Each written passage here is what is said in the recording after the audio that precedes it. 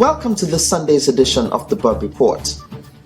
On the evening of Tuesday, November 3rd, 2020, we may or may not know who won the 2020 presidential elections because of the role that mail-in ballots may play in the critical battleground states of Pennsylvania, Wisconsin, and Florida, respectively. Other states such as Iowa, North Dakota, Kentucky, Kansas, Massachusetts, and Virginia would only stop counting ballots for an average of 3 days after election night. Despite voter uncertainty and historic voter suppression in some immigrant and minority districts in Republican-controlled states, more than 84 million American citizens have voted so far, making the voter turnout in this election cycle the highest in a century, according to pollsters, political scientists, and political historians. Some reputable pollsters are predicting an aggregate total of 150 million votes to be cast by the time the last vote is counted, and the history of the 2020 election cycle has been written. A vision of our nation as a beloved community where all are welcome, no matter what we look like, no matter where we come from or who we love. In times as challenging as these, I believe there's only one way forward. As a united America, united in our pursuit of a more perfect union. But you have no choice but to vote for me because your 401ks, down the tubes, everything's going to be down the tubes. So whether you love me or hate me, you got to vote for me. The voter turnout is a reflection of the high stakes that are at play in this election cycle. A deadly global pandemic, an economy in a full-blown recession, the state of the Affordable Health Care Act, or Obamacare, the balance or lack thereof of the United States Supreme Court, racial inequality, unequal policing and instances of police brutality, abortion, taxes, and so many more pressing and critical issues. For the Caribbean American community, these elections are also critical, as the current White House occupant has targeted policies that directly affect Caribbean American immigrants, including more aggressive deportation approaches in so-called sanctuary cities, an aggressive push to rescind the Obama-era DACA program, the elimination of temporary protected status granted to Haitian migrants, the elimination and reduction of diversity visa quotas, as well as the proposed changes to the public charge rule that attempted to deny immigrant communities green cards. Have the Republicans, given what they've demonstrated to us right now, continue down this path, the pain will only become increasingly hard on the people of the United States. So people have to get out. The Caribbean American demographic is also a critical voting bloc in the Republican-run states of Georgia, Texas, and Florida, respectively. These states have also been a hotbed for voter suppression efforts. Today on the Bub Report, we present our American election episode. But first, we will turn our attention to St. Vincent and the Grenadines, where Dr. Godwin Friday of the conservative New Democratic Party is attempting to end the incumbency of the self-declared socialist Prime Minister, Dr. Ralph Gonsalves, who might be on the verge of winning an unprecedented fifth term to become the island's longest-serving Prime Minister. We will be right back with our spotlight guest from St. Vincent and the Grenadines, Jomo Thomas, a former member of the ULP and former Speaker of the House, in addition to our full American election panel, which includes Michael Roberts, Dr. Natalie Hopkinson, Joanne Entwine, and Dr. Cindy Duke. The Bub Report will be right back.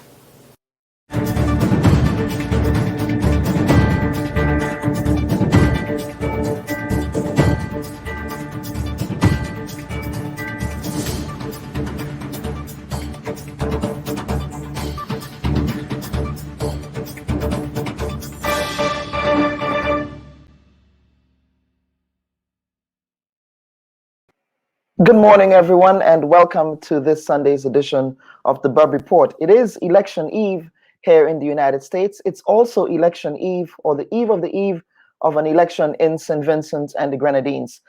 We certainly want to address election issues from a Caribbean American lens because we believe that the Caribbean vote is also as critical as other constituencies in this country.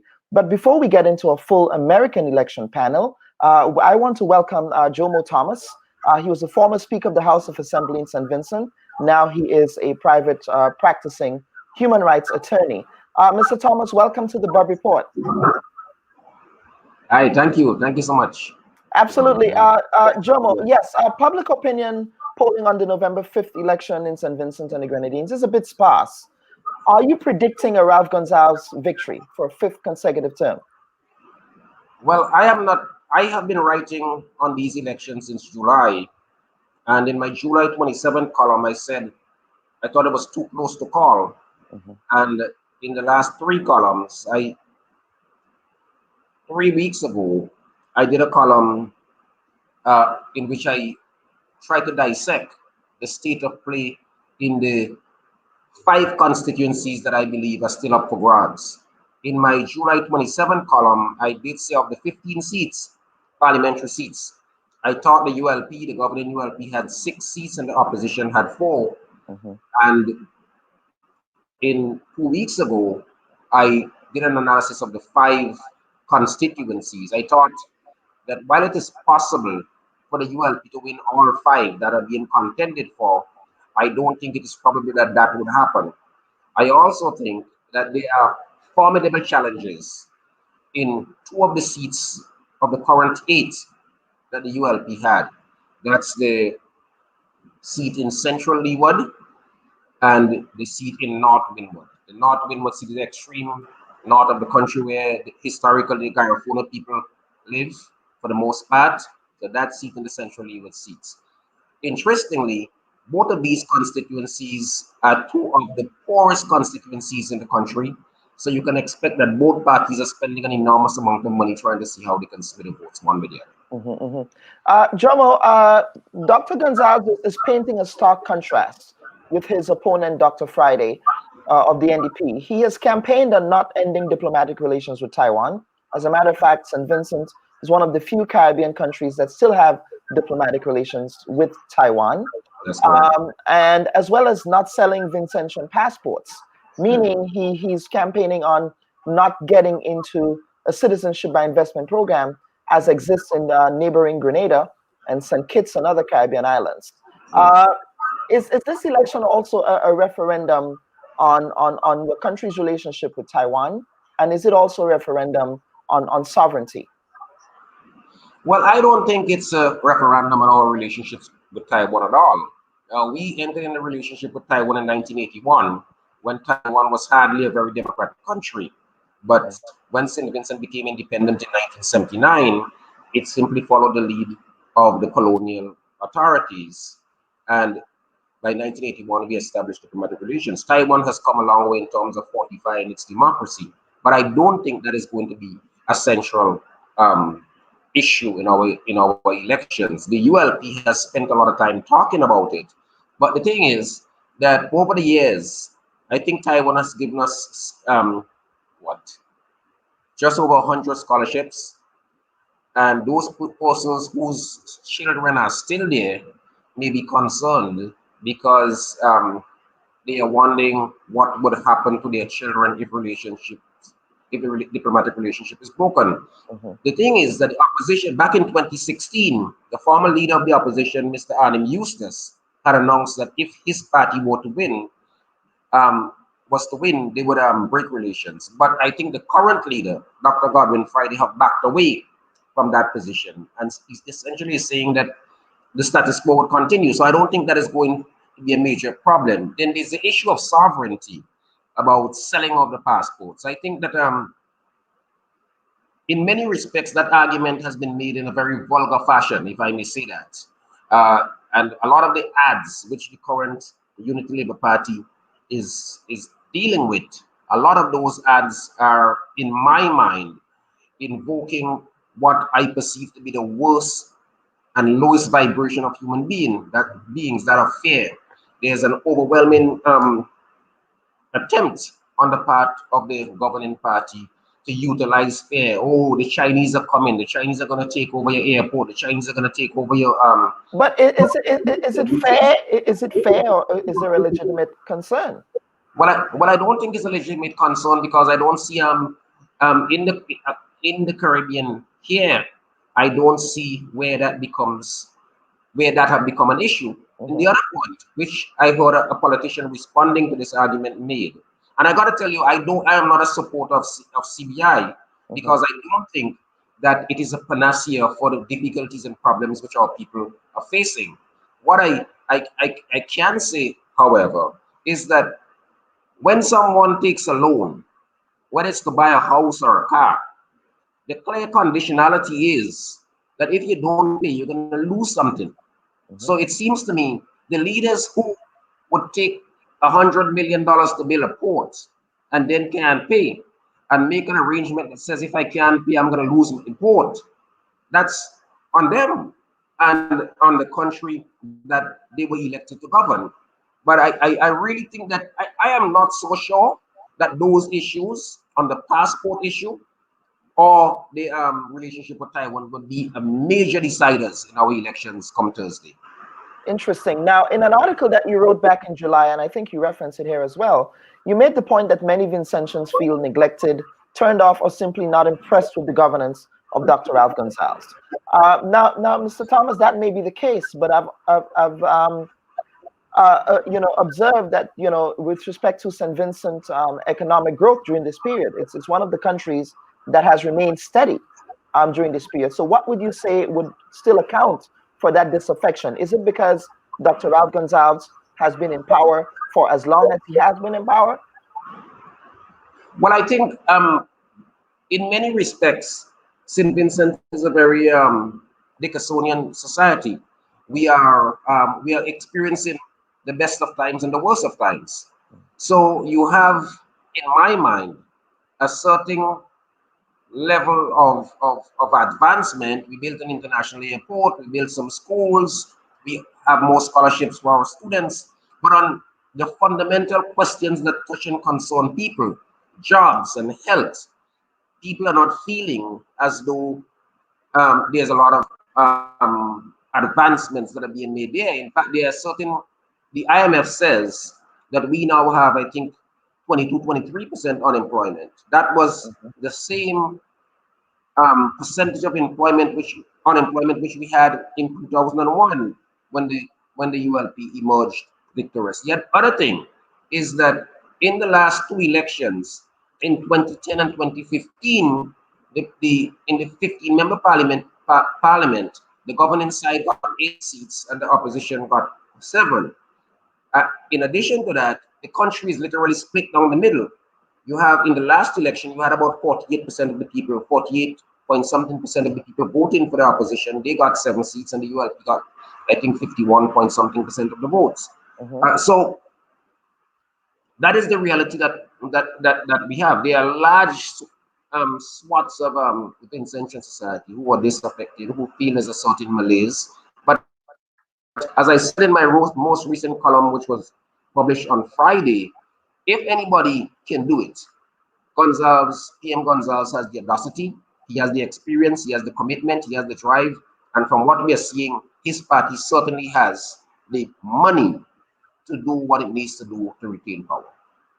What about Dr. Godwin Friday? Finally, Dr. Friday, he's taken over the reins of the NDP from Arnhem Eustace, who, as I understand it, is not in the best of health these days.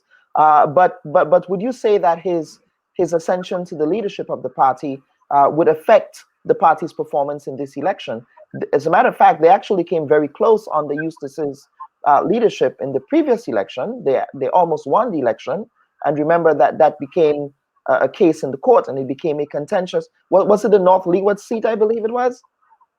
Well, there were actually 2 seats. There was a North Windward seat and the Central Leeward seat. North Windward and Central Leeward. Yeah. So would you say that he would have solidified the organizational capacity of the NDP to actually win this election?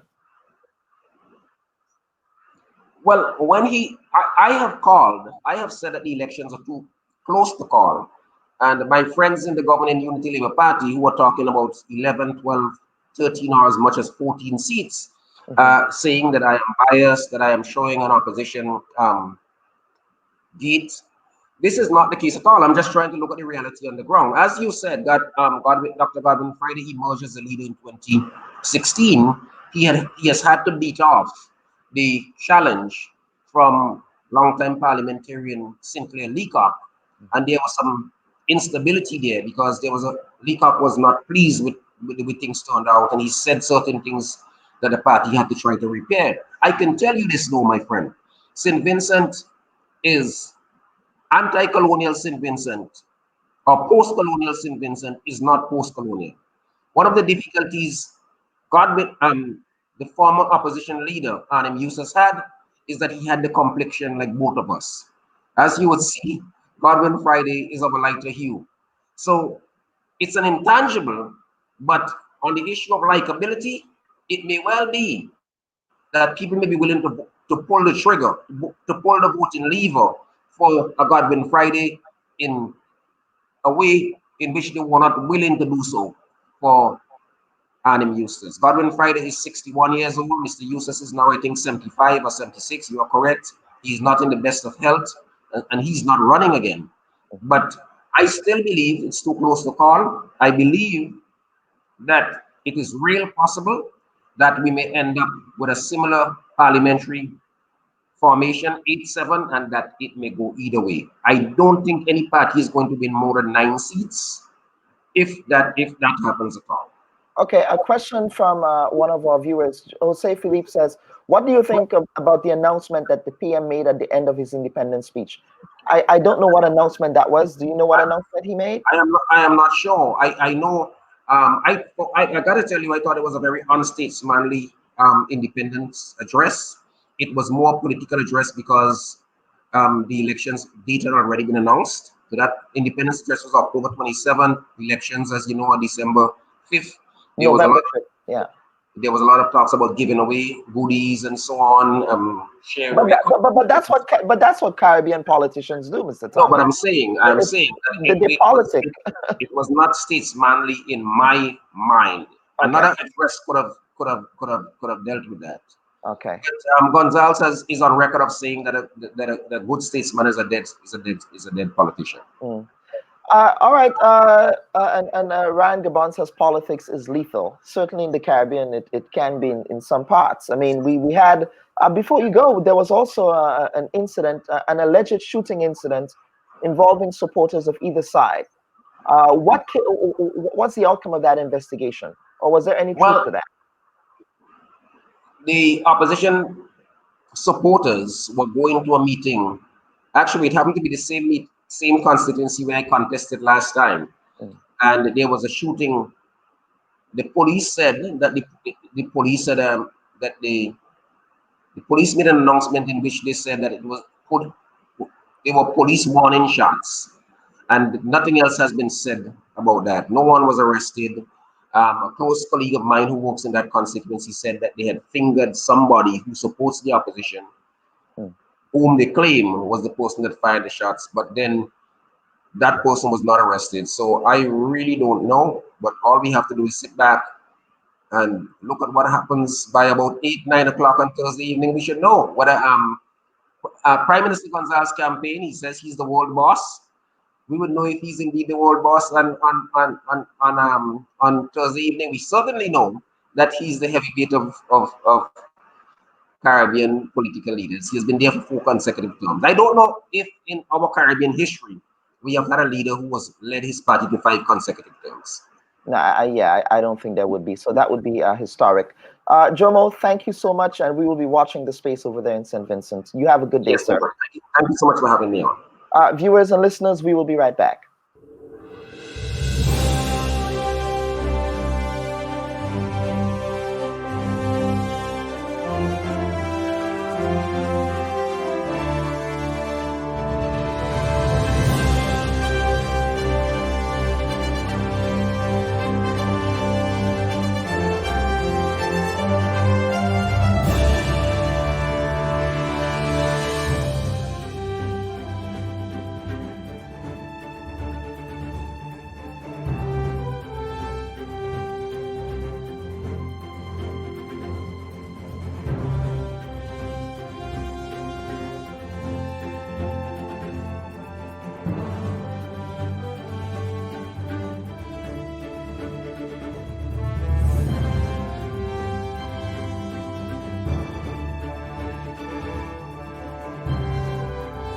It's been an all-out assault on immigrants in this country.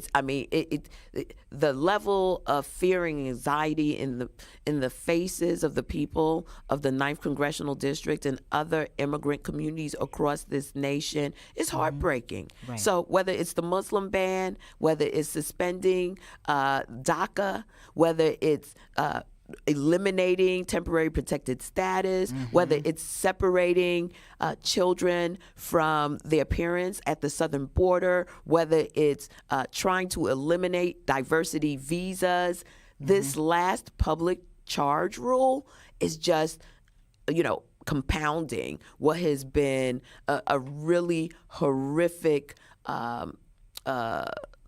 approach to a broken immigration system.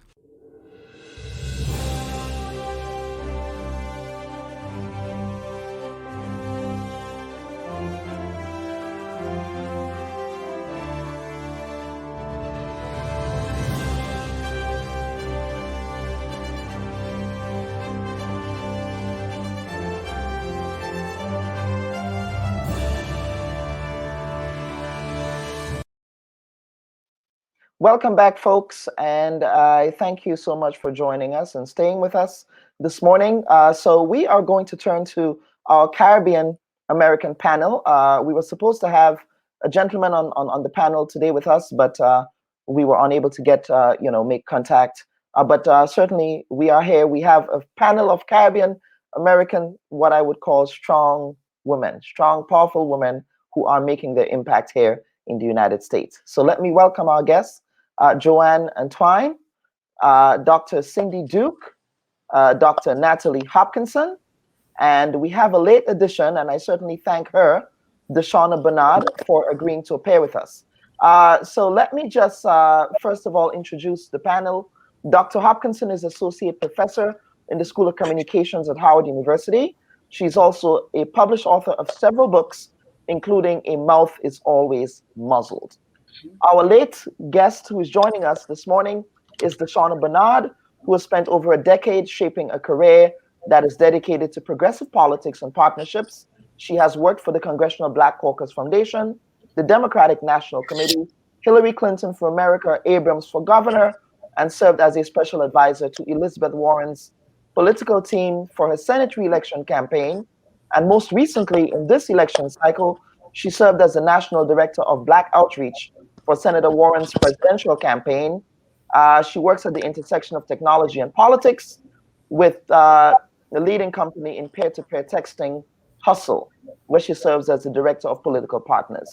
Joanne Antwine joined Common Cause Maryland in 2016, where she manages state outreach and engagement for key policy campaigns, specifically around money in politics and voting rights. She now serves as an executive director, where she is responsible for creating and implementing Maryland's organization's policy campaigns and building its capacity.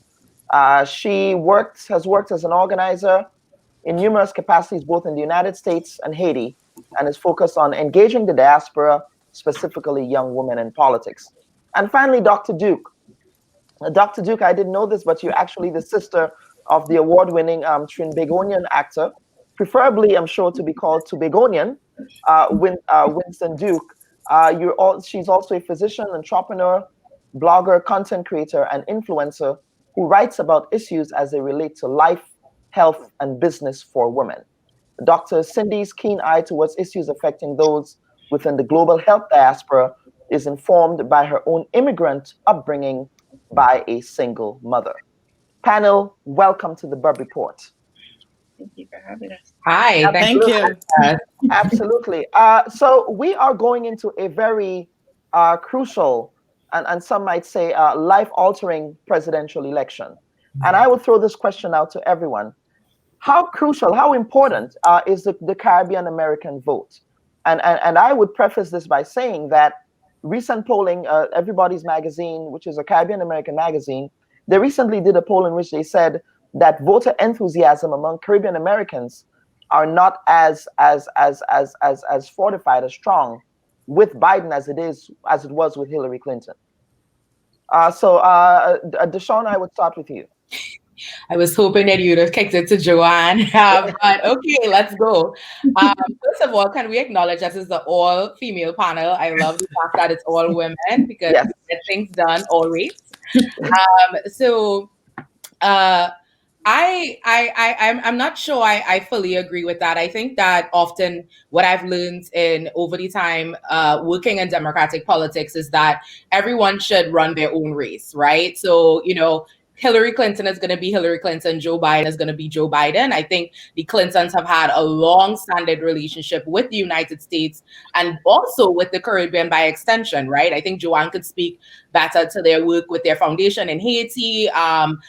Bill Clinton has been well known and kept very strong relations with a lot of the state governments in the Caribbean region. So I don't think that necessarily translates to talk about excitement. I think if anything, the ticket that Joe Biden has formed with Vice Presidential Kamala Harris has increased excitement around Caribbean Americans, particularly before in the past. Usually you would see that Caribbean Americans are engaged very late.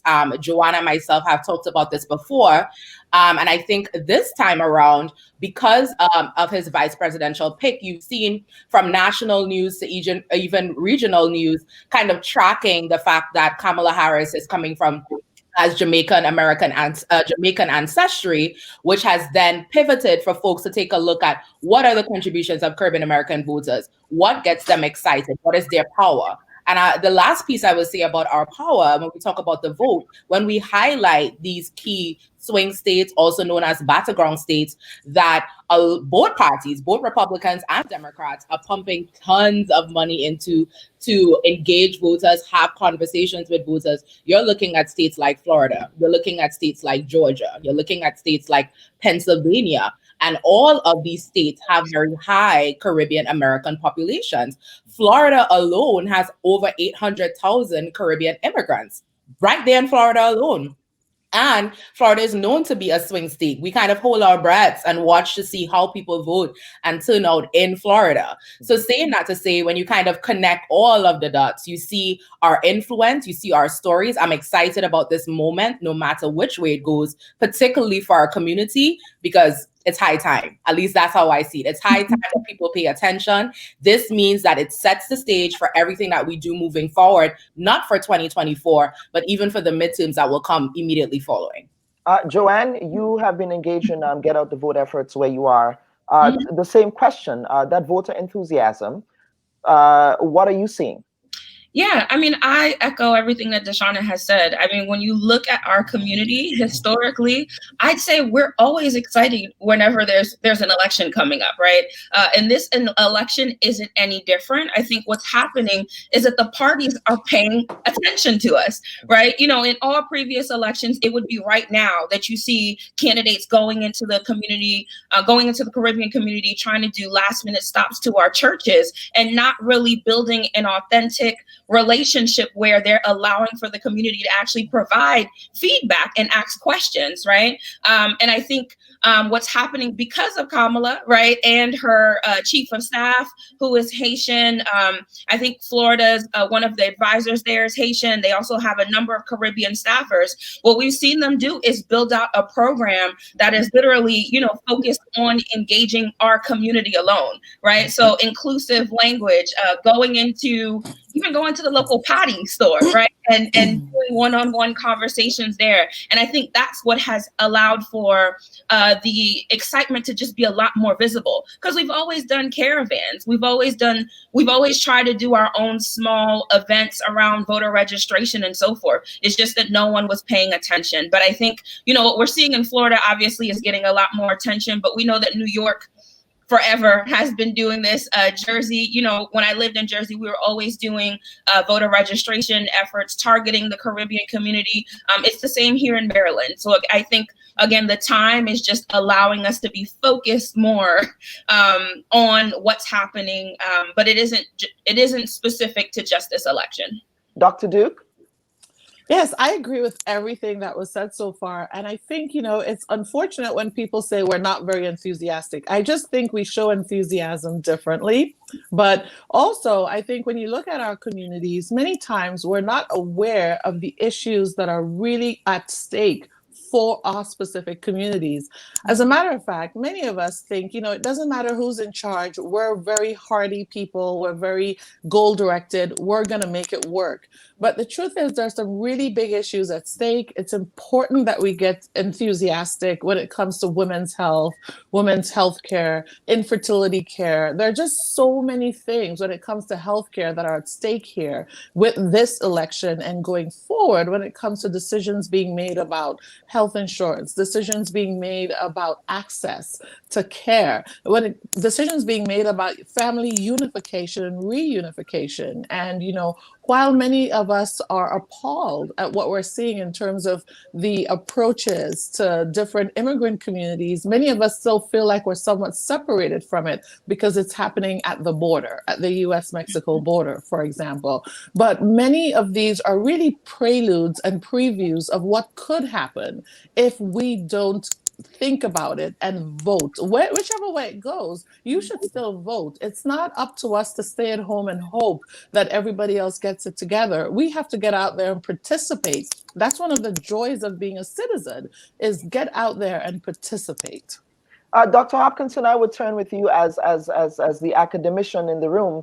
Now, Trump's rhetoric, it seems to be having some kind of impact. Now, I'm not going to say that, I'm not going to quantify this impact in any way, because it has not been properly studied with respect to the Caribbean American vote. But there appears to be some resonance of Donald Trump with some Caribbean Americans, especially Black Caribbean men. What would you account for that? So I'll just tell my own business, which is my father-in-law's Jamaican, Trump supporter. And I will say, with my whole sample size of one, I could say that, this isn't a scientific answer, but I'll say that for him, first of all, he's not registered. He hasn't, like a lot of us have not actually, like, we're residents. We're not, we haven't gotten our full citizenship. So voting is something that you're not as engaged in general. He feels like he's going to go back to Jamaica. That's his home. He's a first-class citizen back in Jamaica, and that's what he wants to be. As far as Trump's rhetoric, it's very appealing to him because he's indoctrinated in these media systems that so much of Americans are. I mean, he is a heavy Fox News fan. Like, that's his family. He's watching it constantly. He's listening to talk radio. So this is the biggest cable network in the United States. So it's not just him. So, I think just sort of echoing what some of the other panelists have said, Caribbeans, we're like many people, in this country, we are taking the same media diet, really trash media diet that many Americans are getting. And that does in fact the way that you look at voting and the choices you make as voters. And one of the things that Trump talks about is fake news, right? He reintroduced, and I think the notion of fake news is not something that's new, but he has given it a new popular vernacular. How much do you think his delegitimizing of objective reality and objective truth is also affecting what people think about politics and what people think about just their lived realities? Absolutely. I mean, it's been so effective at really sort of exactly what you just said, allowing everyday people to question the very idea of reality. So, perfect example in my study of one, we have the footage of Trump. He has COVID. He's leaving the hospital. He's endangering his security staff by getting in a limo and doing that whole PR stunt where he's waving to his supporters, right? At first when it happened, so I'm asking my father-in-law, who's 75, how could you support this? And he's like, oh, well, first of all, I don't believe that that's true, right? And so then I pull it up on Fox News and I say, look, this is on your Fox News. This actually happened, right? And then he said, oh, well, yeah, if he did that, that wasn't right. He shouldn't do that, So the whole idea that everybody has sort of, there's a default, if it's something that's bad about Trump, it's probably not right. That is the only thing that really explains why he has the levels of support that he has. And I think you mentioned, with Black men in particular, Like there's also been a strategy around Black men. There's things that came out recently. There was a contract given to a consulting company called Atlas with, I think it might have been the Department of Homeland Security, where under the guise of Homeland Security, they studied celebrities and looked to see, who has not criticized Trump, who they can involve in, some public messaging around wearing masks. And so you see in these documents that have come out, who is one of them? Lil Wayne. Then Lil Wayne ends up coming, later it comes out that he's, has visited the White House. And so they really have had a strategy around Black men in particular, that the GOP side has had. And, all of it, it's like, when you look at these polls, you wonder, how could we be 220,000 people dead, more and counting? We have super spreader events. How is it possible that it could even be close? The answer is in the question that you're asking, Kellen, which is around media. Yeah. All right. Yeah. And as a media scholar, it's something that I pay attention to as well, right? It's that rhetoric and the impact of that rhetoric. But let me bring in the other panelists. Now, the other issues, voter suppression appears to be a big issue in this election. And so is gerrymandering. I know that, Joanne, it's something that you've been working on, with I believe, with Common Cause, and in addition to your other work. What are you seeing in terms of voter suppression? How acute is it? Are the media reports exaggerating this, or do we have targeted voter suppression against minority communities? Yeah, I mean, it's definitely targeted. I think the media makes it confusing to voters at times. So if you're here in Maryland, you're hearing about what's happening in Georgia and Florida, you think the same is going on here in the state. But unfortunately, bad actors will go to great lengths to not only confuse voters, but to even intimidate them when they finally make it to go in person to vote on election day, hopefully before election day. So we work with the National Nonpartisan Election Protection Program, which is run by a Lawyers Committee for Civil Rights Under Law. The ED there is actually a Caribbean woman, so Kristen Clark. Marcia Blanco's from Guyana. She runs the 866 Our Vote program. And it's had to be multi-layer, right? There's the hotline where voters are able to call, report issues, ask questions about anything. There's the on-the-ground effort. Here in Maryland, we have over 400 volunteers that are at all of the vote centers, monitoring everything from, if there's intimidating signs to if there's long lines, so that we can go and assist the voter who maybe has disabilities, who can't stand in line for long, and so forth. There's the social media monitoring layer. There's thousands of volunteers, actually, even right now, who are online searching keywords that we know, unfortunately, are targeting Black voters, right? And they're targeting young people. Even in a very blue state like this one, when you look at a jurisdiction like Baltimore City, Prince George's County, where we have these large populations of Black and brown voters, it could be something as simple as an ad that says, go vote on Wednesday, right? And you'd be surprised a lot of times, especially during COVID, people are thinking about how they're going to pay rent. It's the first of the month today. How am I going to pay rent? Are my kids going back to school in a day or two? And you're not thinking. You just saw this date and it sticks with you, and somehow you've missed election day. So unfortunately, it's had to be even more aggressive. There's over 40,000 volunteers all throughout the country helping to monitor vote centers, especially in the swing states like Florida, Georgia, Pennsylvania, where we know that voters are going to be experiencing issues up until, the very last minute when they're in line. Deshauna? Yeah, I mean, Joanne pretty much nailed it, checked all the boxes on the things. And I even want to bring up, after working on Stacey Abrams' race in Georgia, watching this happen in real time is not for the faint of heart. You have people that have waited hours, know they've registered, then showing up and being told that they can't find their registration or being turned away at the polls. And, in our conversation that we had a couple of weeks ago around the Caribbean American vote, why would they go at these lengths to ensure that they disempower people at the poll. Like Dr. Duke talked about, it is on us to, participate in democracy, to show up. This is the one thing and the one lane that we can actively have a say. Our voices literally translate into the law of the land.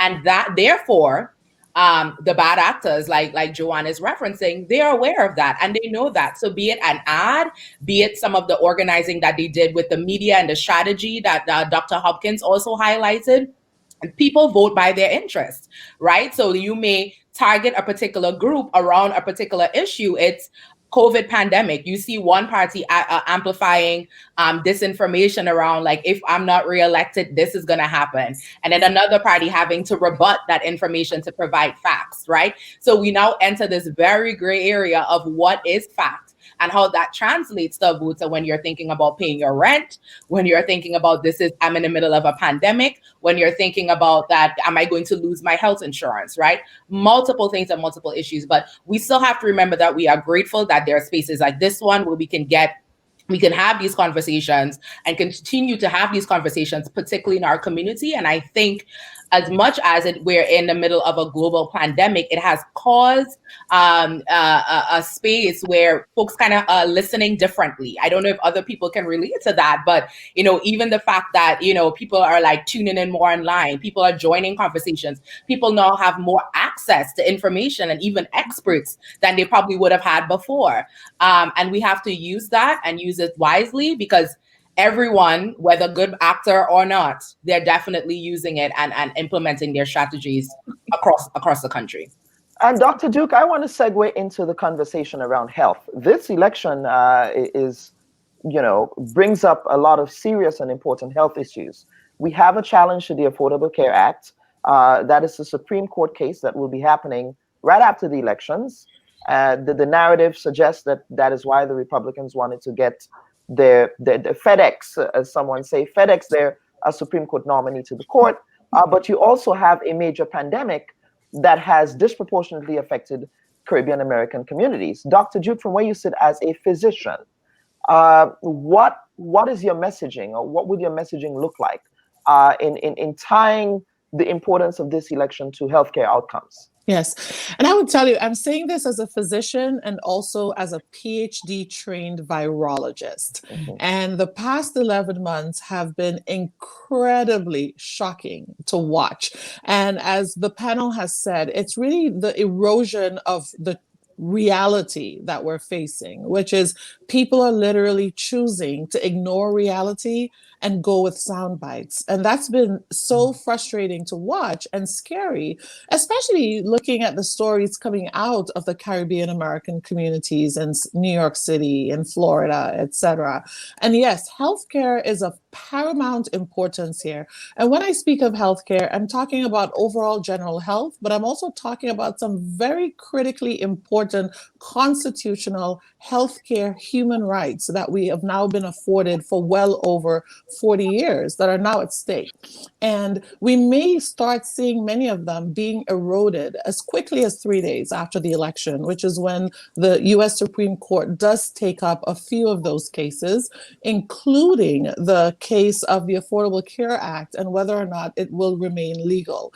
I think what was done really is remarkable in terms of the creativity in which the Affordable Care Act was attacked, so to speak, and delegitimized in the thoughts of so many people, that you literally hear people who are currently taking advantage of the opportunities made available to them from the Affordable Care Act, still complaining that Obamacare is a problem. And I think that's part of the problem was how it was renamed, despite its importance to so many people. And so, we're looking at across the country, and we have 35 to 60 million Americans who are going to be without a job and without workplace health insurance. In the absence of the Affordable Care Act, many of these people are having to live during a pandemic without access to healthcare, without access to that intensive care that you might need if you or your family member were landed in the hospital. Yet most people haven't put the connection together, and it's disturbing. When it comes to COVID-19, you know, that example of the father-in-law who saw Trump and said, well, it must not be true, because common sense tells us this should not be true, because we don't want it to be true, simply because it defies all the logic, all the autopsy we had when we were growing up, and the critical eye we were taught to look at things with and listen with our ears. And so that's very troubling. But I think the other thing that most people don't realize is it's not just about general health care. You know, we talked about abortion, and I know many Caribbean Americans, we're very conservative and we don't believe in abortion, we say, or we use it in hush-hush tones whenever we have to choose it for ourselves, because humans, we're somewhat selfish. We only think of things as being necessary when we need it. Everybody else is abusing something, right? But the other thing is, you know, infertility. Let's take infertility. 1 in 8 people struggle with infertility, yet we have more and more people entering the United States Supreme Court who do not believe that the key tenets of infertility care, like IVF, etc., have a place in our society, which means even those services are at risk here. You know, access to equal health care for children. We've long now taken that for granted, because well over 20 years ago, that became more universally available in most states. But even that is at risk here, and we need to talk about these things. Dr. Duke, now the counter argument would be that the Affordable Care Act is not necessarily very affordable. Right? We had a long-fought primary in which Biden's opponent, Bernie Sanders, you know, not exactly a mainstream Democrat, shall we say, but he was proposing Medicare for all. Now, of course, there are issues there with respect to Trump's approach to this. But what do you think should be the Democrats' strategy in ensuring that the Affordable Health Care Act can actually be affordable, but that if the Supreme Court rules in a particular way, that something can be in place, especially for folks with pre-existing conditions? Yes. And, you know, this is important for people to understand, because let's say the Supreme Court were to throw out Obamacare, so to speak. The only way we can get new laws in place that will provide more coverage, better coverage, more affordable coverage, is if there are people in the House and Senate who can actually vote for a new law. And so as it stands right now, the current breakdown, that won't be possible. And so it's not even just about voting for who is your president. Those down ballot votes are going to be extremely important when you walk in there on Tuesday, if you haven't voted already. We need you to understand that you're not just voting for president, you're voting for who decides what happens at the Congress, but also what's happening at your state level, because some of the arguments being made by those opponents to the Affordable Care Act is that this is a state's issue. The states should decide what happens with healthcare. The states should decide who gets coverage. And so it's actually a very interesting catch-22. The other thing that matters here is the census count, right? So when it comes to allocating funds for healthcare at the state level and certainly at the federal level, the census count. So I'm really here also to encourage people to, yes, vote for president. Don't just stay home. You know, we're seeing very creative voter suppression. I saw one person post on Facebook who said that she was hearing that if you're a dual citizen and you vote in the United States, you de facto lose your Caribbean country citizenship if you voted in the United States. That is, in fact, absolutely That's not false. true. Yeah. It's false. It's also, I think, the reason why many Caribbean Americans don't get U.S. citizenship is they assume they have to relinquish their Caribbean citizenship, which I don't actually know currently of any country in the Caribbean where you have to relinquish Caribbean citizenship in order to become a United States citizen. Yet for the last 30, 40 years, that's been an ongoing bit of misinformation that goes out to Caribbean Americans, which is a form of very creative voter suppression on the long-term scope. But, you know, really, when you get out there, I say go vote, bring a friend, bring your neighbor, bring your tanty, bring your uncle who loves, Trump. Bring him, right? But talk to him in the car just in case. He But might he's be able going, to change his mind. well, But you know, bring him. he's going to be voting for Trump. Yes, but you know, it's the whole goal is to bring people, but also have the conversation. Most people right now don't realize that their literal individual rights and individual courtesies and things that they've taken as the benefits of being in this great nation are at risk here. And it's not just about voting for your president, it's about voting for the Senate, voting for Congress, voting for your local elections, even your local school boards, etc. So much is at stake here. All right, Dr. Duke, on that note, we will take a break and we will come right back to wrap up.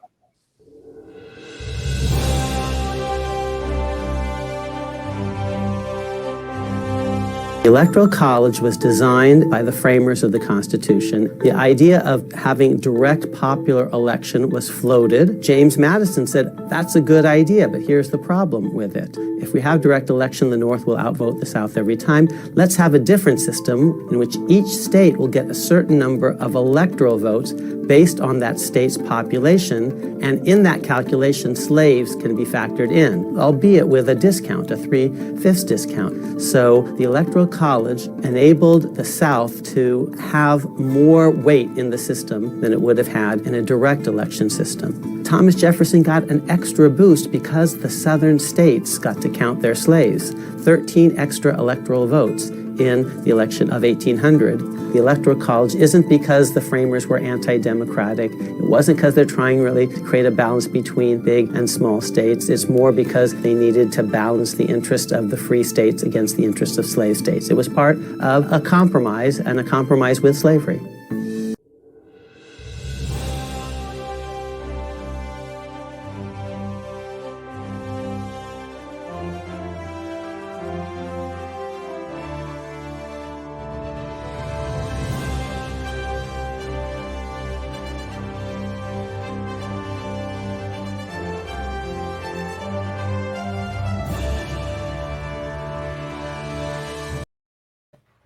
And folks, welcome back to the Bub Report. This has certainly been a very enlightening conversation, but I'm sure our great panel, they're still probably engaged in, especially for those of you political activists, are probably engaged in a lot of voter turnout efforts. So I'm not going to take up much of your time. But what we want to do is that we want to look forward to Tuesday, and then we also want to look past Tuesday to what a post-Trump presidency would look like, and the impact that his 4 years would have had on the American imagination. Political scientists, I think Michael Eric Dyson, as a matter of fact, sociologist, he made the point that Trump may go, but Trumpism would remain, right? And so there is the impression that even though he's off the scene, that a lot of his ideas, a lot of his thinking, the behavior would remain. What are your thoughts? Dr. Hopkinson? So I would say, first of all, I would not count on that just yet, that he'll be leaving. We have a lot of more work to do. And, the women on this call are doing so much of that. So I'm so honored to meet you guys and happy for the work that you're doing. Trumpism didn't come with Trump.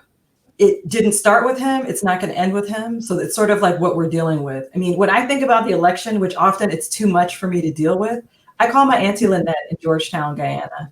And I ask her because, in Guyana, this is where they've been living since independence. Every election is racial strife. There's racial violence. You have to hold your nose through multiple administrations. And I asked my Auntie Lynette, how do you get up and go do it again? And she said, look, every day is a day. I get up, I keep going, and that's what we do as a people. We are going to survive this. We have wonderful examples from our, throughout the diaspora of people who've been through actually worse. And the thing that I just want to end is on a positive note. What I'm seeing and what we're seeing, like these record levels of engagement, these are things we have reinvigorated the electorate in ways that we can't turn back from again. I was able to track my vote on an app to see that they actually got it. And the work doesn't end whether Trump is reelected or whether we have a new administration. The work does not end on Tuesday. It's part of holding these people accountable and making sure they're delivering for our communities. And that's something that has to go on every day. Dr. Duke? I agree completely. And I really think it's important for us not to sit at home today assuming that the deed is done and we have a new administration coming. It's true. Nothing is guaranteed. We hear of remarkable turnout, but we still don't know who's turning out completely. And so if you're at home, get out there and vote. And after the election, yes, the work continues, particularly in the Caribbean American community. I want to entreat as many people as possible to go ahead and become a United States citizen. You have the option to keep your citizenship in your home country. It's important to know that because we're all like that. We're here, we love the United States, but we keep a firm gaze on our countries of origin. And so we all don't want to lose that access. I get that. But please, please, the work continues. The next election is only 2 years away. In some cases, it's even a year away. Let's get ready and let's keep going. Deshauna? Yeah, so I think that we are in a unique moment where we can continue to build political power and build the movement that we want to see. We often hear that the Democratic Party is the big tent party. There's room for everyone, right? There's a wide spectrum of folks with different beliefs and interests and values that we come together and we are connected on. And I'm excited, like I said about at the beginning, no matter what the results is. And I'm grateful for Dr. Hopkins also pointing out the fact that Trumpism didn't start with Trump. But I also want to uplift the resiliency of our people. And I believe in that resiliency, right? And I am excited about what is to come because now we have people that are even more piqued, even more interested in coming to the conversation. I firmly believe when you create the space that you want and you invite people in, they'll show up. And we have done this work. There are organizations in Florida like Ave Ensemble and Soca the Votes and Reggae to the Polls and all of these grassroots organizers who've been doing this work for quite some time. There have also been people at the helms of presidential elections and on off-cycle years and midterm years pushing for our interests. We currently have Representative Yvette Clarke that sits in the U.S. House of Congress, Representative Stacey Placid that sits there and always elevates our issues. So what does it look like moving forward? We double down even more harder. We invite even more people in. We have these conversations. We continue to create these spaces. Because if not us, then who? If not now, then when? Mm-hmm. Joanne? Yeah, I mean, I feel like all the panelists before me have kind of captured everything I was going to say. I would just urge viewers to not pay attention to the Trumpism right now, right? We have 2 days, 8 hours to get out the vote. What you need to do is ensure that if you have not, a few reminders. So if you still have your mail-in ballot, don't put it in the mailbox at this point, right? Depending on the state that you're in, you should either use a secure drop box that's available near you, or you should go to a polling location and hand it in right there, or to your local board of elections. If you visit vote.org, they've got information on where you can find all of this. If you're going in person, I would urge you, like on a Sunday like this, if early voting hasn't ended in your state, to go today. Historically, weekends are always slow. It's better to go and stand in the rain with very few people in line than wait until election day, where you unfortunately are going to be on top of one another. You're at greater risk of being exposed to COVID-19 and so forth. And if you're experiencing any issues, and I mean any, right? You're going in, you're being challenged around your eligibility to vote, right? You're being asked to provide an ID in states where that's not a requirement. There's any intimidating signs that are coming up in your county and so forth. Just the other day, I ran into signs telling non-citizens that they couldn't vote. And while we know this, right, we also know that it's a form of intimidation, right? It leads the voter who is of Hispanic descent, let's say, to question whether or not they should be coming there because the sign was targeting them. So just making sure that if you voted already, that you are dragging 10 other people out to go vote too. So text everyone in your phone, take your car if you have the capacity to drive people to go vote. On Tuesday, we are gonna see lines. Like, we should just prepare ourselves for it. If you've got snacks, patties, whatever, bring them to people, right? There are folks that are going to be there for hours, unfortunately, and they're going to need support. And then just remembering that, I think it was wear a mask, right? And wear a mask. Wear a mask. Wear a mask. What's the date?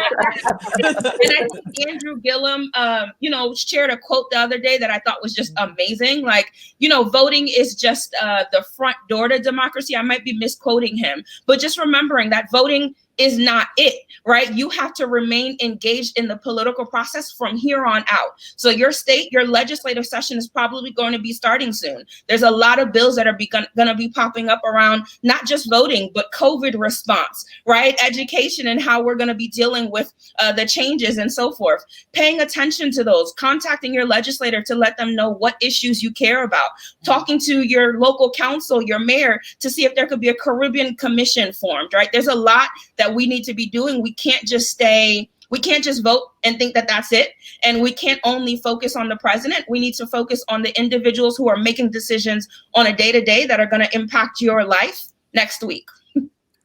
Guys, thank you so much. Words to live by, stage advice as we move forward in this election cycle. Certainly, for me as a scholar, as a PhD student, these 4 years have been very interesting, but I'm privileged to say that I spent those 4 years in the cocoon and in the safe harbor of Howard University. So that's something that I'm actually grateful for, Dr. Hopkinson and the rest of your team there at CCMS. Folks, listeners, thank you again for joining us for this edition of the Bub Report. Next week, we're going to be turning our attention back to Grenada, to some issues that we need to be following up on in Grenada as well. So stay tuned for that. But until next week, Sunday, you guys have a safe week. Remember, those of you in the US who are eligible to vote, please do. It is your constitutional right. And thank you for viewing. My panel, just stay tuned. I'll be right with you shortly. Thank you, folks. Bye-bye.